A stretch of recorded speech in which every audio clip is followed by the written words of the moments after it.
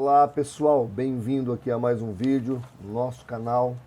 Um vídeo que com certeza será muito esclarecedor, por isso fique até o final que vai valer a pena. Aqui do meu lado, tá vendo aí? Tem esse quadro aí, o pessoal me pergunta muito que quadro é esse?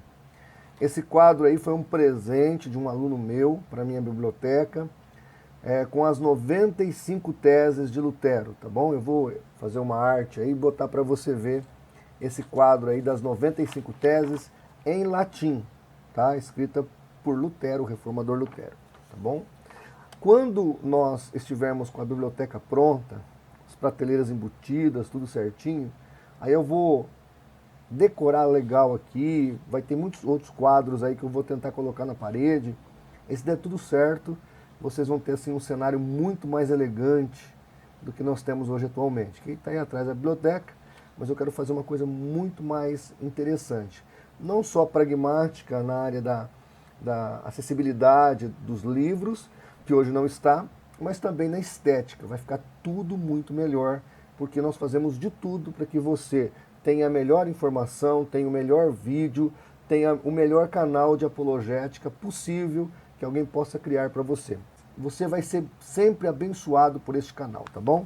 E hoje nós vamos tratar de um assunto que é sobre a divindade de Jesus e as testemunhas de Jeová, porque eles alegam que Jesus é menor que o Pai, pois ele não sabia nem o dia e nem a hora da sua vinda. Aqui neste livreto, eu estou usando para fazer aqui o nosso vídeo, o que a Bíblia realmente ensina. Eles trabalham muito com esse livreto para discipular as pessoas. Na página 42 do livreto, eles dizem o seguinte: a Bíblia ensina claramente que o Pai é maior do que o Filho. Então, na concepção das TJs, Jesus realmente é divino, é um Deus, mas é inferior ao Deus Pai. Ele veio aqui fazer a sua missão, restaurar o nome de Jeová, trazer redenção à humanidade, mas não é um Deus do mesmo nível do Pai. E o Espírito Santo, para eles, não existe. Então vamos aos textos alegados para supostamente comprometer a divindade de Jesus e depois a gente vai para a explicação. O primeiro texto é João 14, 28, estou pondo aí na tela do vídeo. Ele diz assim, o texto bíblico, o próprio Cristo está falando: vou para o Pai, porque o Pai é maior do que eu. João 14, 28. O outro texto é Mateus 24, 36, também Jesus falando: porém daquele dia e hora ninguém sabe, nem os anjos dos céus, nem o Filho, mas unicamente meu Pai.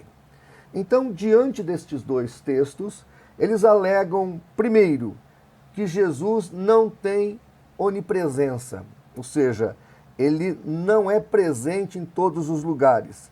Ele não tem onipotência, porque ele não tem poder maior do que o Pai. E ele não tem onisciência, porque ele não sabe quando seria a sua volta. Então, diante desse quadro, eles desconfiguram Jesus como um Deus igual ao Pai e colocam ele como um ser divino, mas um divino inferior.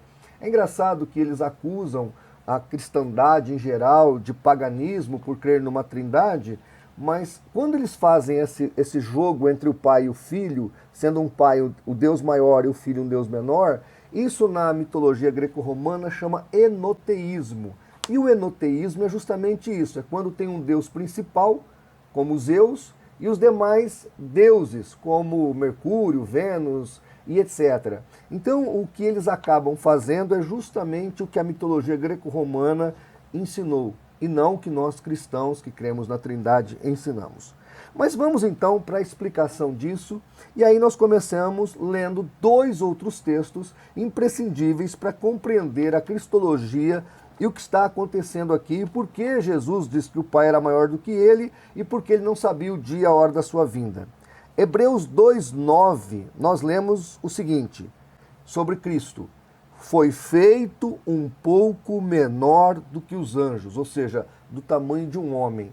Então, claramente, Hebreus capítulo 2, versículo 9, isso está, você pode inclusive, pessoal, usar a tradução do Novo Mundo, tá? Está idêntico aqui as traduções, bem parecidas, não há problema. Você pode trabalhar com a TJ usando a Bíblia adulterada, que é a TNM, tradução do Novo Mundo, sem nenhum problema. Você vai ter aí o mesmo texto. E aqui é interessante, Hebreus capítulo 2, versículo 9, porque quando a gente conversa com a TJ, na cristologia deles e na angelologia deles, ensinam que Cristo é maior do que todos os anjos. Menor do que o Pai, mas maior do que todos os anjos. E eles não veem problema em entender que Jesus se fez menor do que os anjos. Ou seja, o poder de Cristo, a manifestação do seu poder na sua vida, estava resignado. Não era o mesmo que tem um dos anjos poderosos de Deus. A TJ não vê problema em entender isso. Mas a hora que a gente explica sobre a divindade de Jesus, eles não querem entender. Porque quando a gente explica isso dentro do contexto da Trindade, dá para entender isso aí. Ou seja, na encarnação do Verbo, ou na tentropia do Verbo, nós podemos entender que nessa encarnação houve uma resignação do Senhor Jesus. Se não lemos, em Filipenses, você pode ler aí na sua casa todo o texto, de 5 a 8, capítulo 2 de Filipenses, versos de 5 a 8, eu aqui fiz um resumo que diz o seguinte: esvaziou-se, diz Paulo, aqui no grego é kenosis, esvaziou-se a si mesmo, tomando forma de servo, tornando semelhante aos homens. Repito, esvaziou-se kenosis a si mesmo, tomando forma de servo, tornando-se semelhante aos homens. Então, o que nós observamos tanto em Hebreus capítulo 2, quanto em Filipenses capítulo 2, de 5 a 8, é que quando Jesus sai da sua glória e vem para essa terra, há um esvaziamento do Verbo. E aqui é importante deixar claro, Jesus sempre foi 100% Deus e 100% homem. Tanto que quando ele estava aqui na terra, ele perdoava pecados. Ele recebia adoração, sem nenhum problema. Mas, com relação ao seu poder e aos seus atributos incomunicáveis, nós observamos aqui no texto que há uma resignação. Eu vou ler aqui uma definição que o meu amigo, teólogo, escritor da CPAD, de vários livros, pastor Ciro Sanches e Bordi, ele fez sobre Filipenses capítulo 2, do 5 a 8. Ele diz o seguinte: Filipenses 2, de 5 a 8, explica que Jesus autolimitou-se, ou seja, somente o Todo-Poderoso tem poder sobre o seu próprio poder. Jesus se fez homem sem deixar de ser Deus. Um ponto importante é a forma como foi tentado. Haja vista a impecabilidade. Ele foi em tudo tentado, mas não a partir de sua própria natureza, que jamais deixou de ser santa. Então, o pastor Ciro, ele usa aqui uma terminologia muito interessante, autolimitou-se, ou seja, ele estava aqui na terra em forma humana e por isso se autolimitou. Tanto que Jesus, as próprias TJs acreditam que Jesus tem mais sabedoria que todos os anjos. Mas a Bíblia fala lá em Mateus que ele crescia em sabedoria, em aprendizado. Ora, se ele não se limitasse, ele não precisaria aprender nada. Ou seja, dá para entender categoricamente esse assunto. Eu não estou dizendo que esse assunto não é polêmico teologicamente, mas é muito claro. Então, por que Jesus é menor que o Pai? Porque ele está em forma humana. Como ele é menor que os anjos. E as TJs hoje não o acham menor do que os anjos. Qualquer testemunha de Jeová hoje vai falar que Jesus é mais poderoso que qualquer anjo, ou mais poderoso que todos os anjos juntos. Mas eles não têm problema em entender que ele se limitou quando estava na terra. Algo acontece dentro do contexto da Trindade. E quanto a Mateus 24, 36, que ele não sabia o dia e a hora, era justamente pela limitação humana. Ah, pastor, mas ele sabia de muitas coisas, sim, ele tinha revelação do Espírito Santo.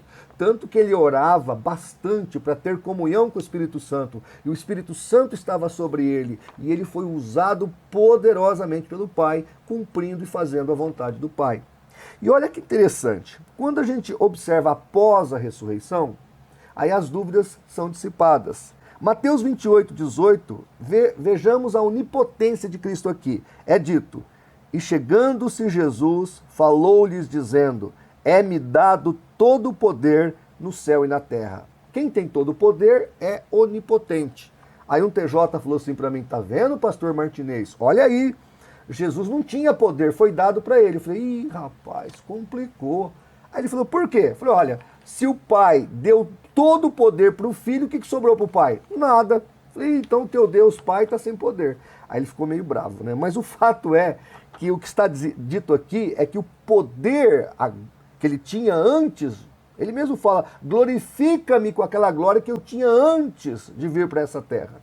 Então aqui, neste caso, após a ressurreição, Jesus está dizendo para aquela população: agora eu sou novamente todo-poderoso sem restrição. Não há mais restrição em mim.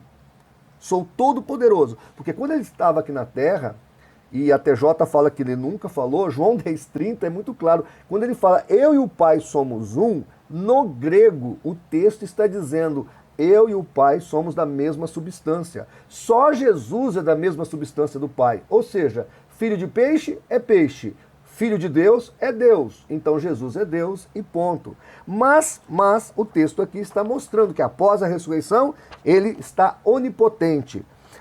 Também após a ressurreição, João 21,17, naquela conversa entre Pedro e Jesus, Jesus pergunta novamente: João, ou seja, Simão, filho de João, amas-me?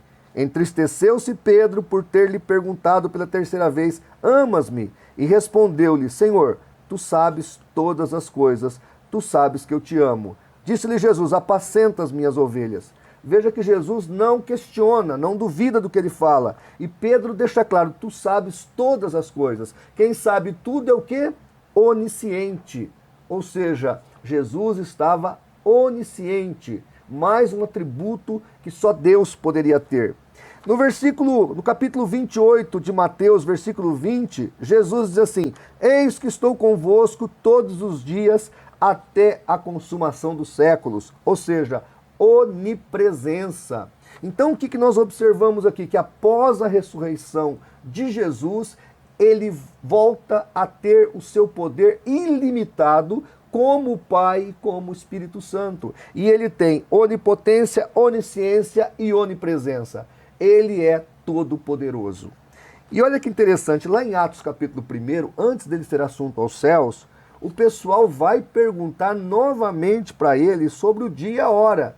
E olha que interessante, Atos 1,7, o que Jesus responde. Ele diz assim: não vos pertence saber os tempos ou as estações que o Pai estabeleceu pelo seu próprio poder. Ou seja, ele não fala que não sabia.